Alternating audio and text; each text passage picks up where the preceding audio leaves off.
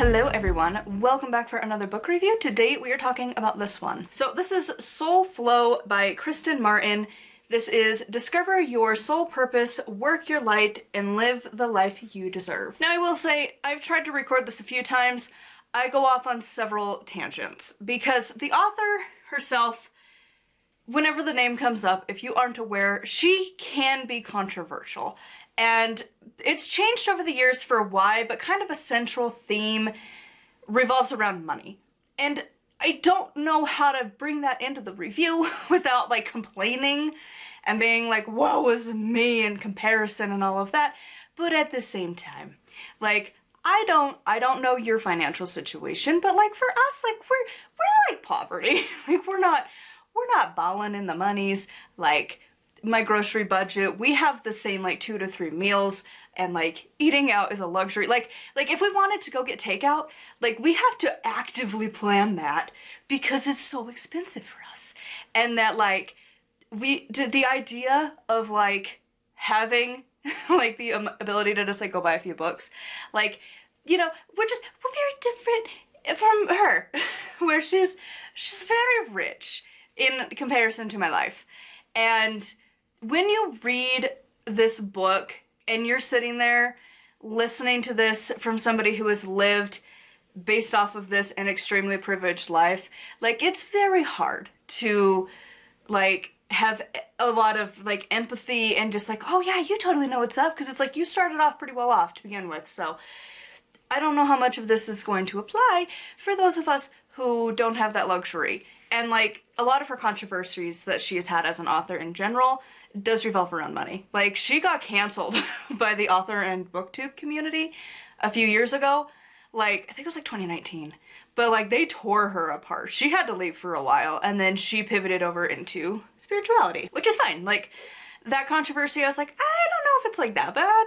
Like that one I was like right on the fence. I'm like, I can see both sides. I personally don't know that I would do that, but I could see how people would have a problem with it. But I can also see from her point of view. So like it's wibbly wobbly, okay?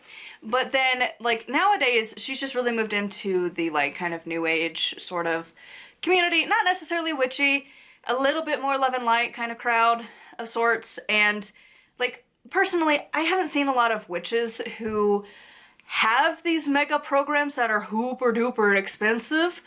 Like for example, like Christopher Penczak, if you want to study with him and his community in the Temple of Witchcraft, like the year courses are about like, I think last time I checked it was like $350 for a year.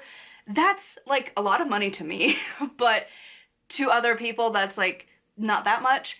And like her courses are in like the 4-digit numbers, and like it might be discounted to like $900, and you're like, that's a lot of money. I mean, it's not quite rent, but that is, you're getting close. I mean, if you lived in like some of the more sketch areas, you could probably find a 1-bedroom apartment for that.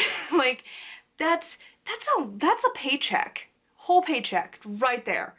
That's a lot of money for like one course. And I'm like, I struggle with those communities. Personally, I like to find like content that's accessible to people. Like I try not to charge a lot for my content, and so like again, that's the thing with this author, is like I love her content when it's like easily accessible. It's when the huge paywall pops up where you're like, dude, you want my entire paycheck? And then like my old jobs, that'd be like a couple paychecks. So like hard pass. Like I struggle, and I mention all of this because it's just riddled in this book with privilege, specifically money privilege, because she starts off talking about this elaborate vacation she has, working conference, whatever thing, in Bali, which is like, so you got to go to like a fancy place, cool. And she's staying at this lavish resort because, shocker, Bali's gonna have some nice places to stay, and there's obviously gonna be not as great, but it was a rich place. And in comparison to, I feel like a lot of my audience, we are not rich. Most of us, I would assume, are gonna be like right around that poverty line, maybe below. Like we're not, to go out to get like Taco Bell, you probably have to budget for that. out of your entire paycheck for like a one single trip kind of levels. Maybe you're not as bad, but I feel like a lot of us are not like trip to Bali for 2 weeks kind of rich. And flying first class because your time is valuable, which is like, great. So you're telling us poor folk that our time is not valuable because you can afford first class, so therefore we should be able to afford first class. And we should be able to go on this 2-week spiritual awakening. And like, when she's there, she's like, the shopkeepers are just in flow with the universe. And it's like, no, they're also actively thinking about how many customers they've got to deal with today to be able to make their rent, and that they need to, you know, have so many. And they're making this feel like that experience for you. That's not how they probably actually feel. Like, it's a business. And like, it's throughout here. She's like, well, at my corporate job, I decided to get a Mercedes-Benz, which if you don't know, they're hella expensive. And like, she has a pontoon boat, also expensive, 3,000 square foot house, which is like, bro, that's like probably triple, maybe a smidge more of my entire house. That's great. On a lake of a house, a lake house, really. Like, she has a hard time, I feel like, acknowledging the privilege that she's coming from. And then the first year in her business, she's making 6 figures. And it's like, how many of us don't have that happen though? And your Soulflow is stuck working at a retail job where you're barely making ends meet. And most of your time is spent trying to not stress because you're trying to figure out how to pay your bills. Like, it's books like this that it's like, I appreciate the gesture. I really do. I also need you to check your privilege though, because it is rough. Not everyone's gonna have that kind of money. Not everyone is going to be able to go and just take these really expensive trips and go to the spa all the time and like choose to have the life that you want. That's just not a reality. And like, I feel like these kinds of books are written for like a specific kind of like economic demographic. And like, I'm not that. And I feel like even if I got to that point, I would want to stay grounded enough coming from not a lot of money to like not, like, I don't just, again, sitting there like, well, I can afford to sit here in first class because my time is worth it.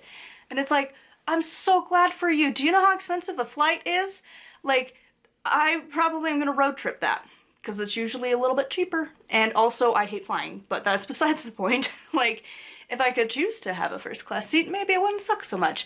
But when you're in economy and it's squishy, like, hard pass. And it's little things throughout here that it's like, she just, like, you have a hard time sometimes to sympathize and be like, how would you know when your struggles are very, like, they're not superficial, but it's like, you have the money to be able to handle this. Like, you could get therapy, you can choose what you want to do. Not everyone's gonna have that.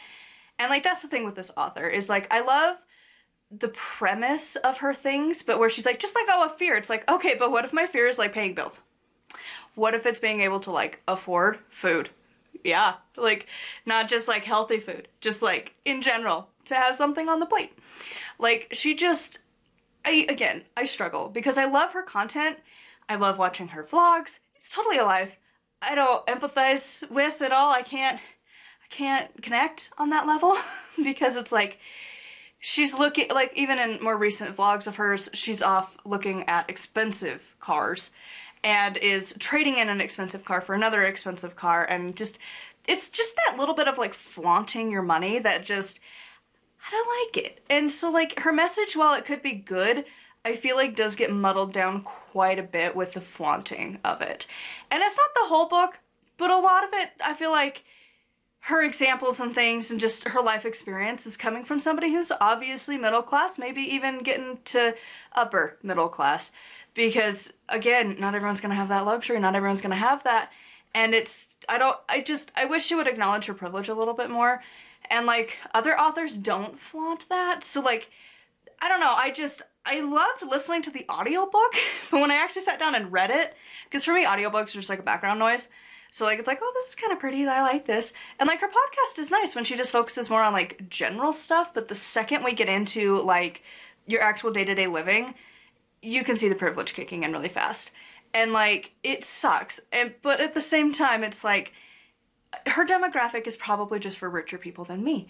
And so like, I can acknowledge that, but then at the same time, it's like, if you do her things, would it also make you rich? Who knows? But I will say I have read another book that I will probably be talking about semi-soon, and I connect with that author more, and it's the You're a Badass series by a person that starts, her initials are JS, I can't remember her name, but she has, like, You're a Badass at Making Money is the one that I'm currently reading, and, like, she also is on my level of, like, she was living really paycheck to paycheck and then got rich. I don't feel that from this book. And so when the other author talks about the law of attraction and all of these things, like, it just feels better and more, like, relatable than this one. So anyways, I don't know, like, again, I've loved her content, but I can't relate to her. So, like, I gave it a 3, because, like, the content is okay. Some people complained about, like, the organization. I felt like it was fine. My thing was more, like, the economic status throughout the book being flaunted at you, and being like, oh, okay, we're in a different tax bracket, that's for sure. That was the only thing I could think the whole time. So anyways, I could ramble. I've tried to record this a few times. You can tell because the lighting is happening again, because I've taken too much time, because I can't form words about this, because I go on various tangents. That's my takeaway from this book, is that I just feel like we're in a different economic status, and that's going to impact when you read through this book. It's not the worst thing out there, but just do keep that in mind. So anyways, I would love to hear other people's opinions on this, because again, the content's not that bad, but also I have found better books. So, like, her overall, like, book scores have always been around the 3-star, and, like, I kind of feel like a 3 is, it's not bad, it's not that helpful either, but at the same time, like, her podcast has been helpful a bit, but, like, in her content, I do love to watch. That's why I'm so solid on the fence with her, where it's like, I could go either way. So, like, don't take this that I hate the author, because again, like, I do love her content. I just feel like sometimes the money side of it really clouds how I can relate to this person. So anyways, I would love to hear your thoughts. The camera's overheating, the lighting is doing what it does, so I will see you all tomorrow. Thank you so much for watching, and blessed be.